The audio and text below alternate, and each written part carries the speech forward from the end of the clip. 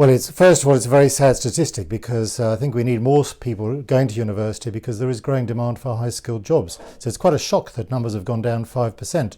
And when you look at the statistics, they're across the board. It's only 18-year-olds where the numbers have gone up a bit. Every other group, the different home nations, the other age groups have all declined. And I think the reality is that particularly the slightly older prospective students have become aware that many graduates don't get particularly good jobs. The Office for National Statistics calculates the number of graduates 5 years after they've left university who are in what are termed non-graduate jobs, and actually it's a third of them, a third of graduates in non-graduate jobs that didn't need a degree. And the Chartered Institute of Personnel and Development estimates that of all graduates around 58% are doing non-graduate jobs. So with the steep increase in fees from 2012, I think gradually students have come to an increasing number of them have realised that perhaps it isn't worth getting a degree for that money. EU students are down more sharply, they're down around 7%, but as I said, it's all other groups that have gone down as well. English student numbers started to fall last year, in fact, so there might be a small Brexit effect, but that wouldn't explain why English 19 and 20-year-olds numbers have fallen sharply. Some people think that. Some people think that we're actually educating too many graduates because there aren't the jobs there. But the reality is actually quite the opposite. There are various studies have shown that the high-skilled occupations are the area that are growing, in fact. And one interesting phenomena as well, which relates again to Brexit, is that one of the reasons we have so much immigration from non-EU as well as EU is because we take in a lot of high-skilled employees from abroad. And in fact, the numbers are not precise, but the number of graduates who are not getting high-skilled work, the ones in non-graduate jobs, is about the same as the number of people we're pulling in from abroad with those high skills.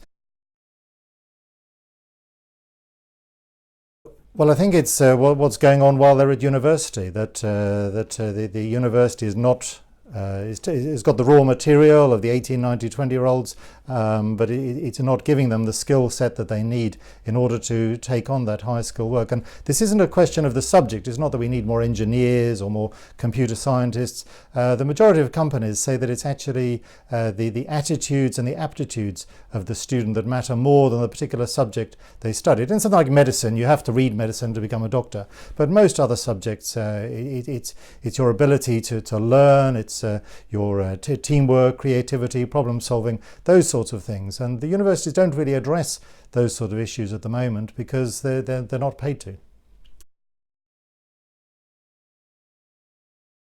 Well, I think the government has recognised that there's a problem, so that's very good, and their objective is right, that students should get value for money. But the main reason that students go to university is to get a better earning career, and the TF doesn't do anything directed towards that at all. The TF is focused on measures while they're at university. So one of the key measures is student satisfaction, for example. Another one is number of contact hours. But neither of these are anything to do with whether you learn something useful for the workplace. It would be like taking a doctor and assessing the value of a doctor by his bedside manner rather than by whether or not he diagnoses you correctly. So so TF in principle is a good idea, but the actual practical application of it I think will be a disaster.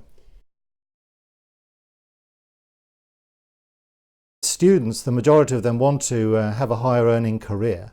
And so what we need to do is incentivise universities to help them on that path. And the easy thing to do then is simply the students pay in proportion to their earnings when they pay back their student debt.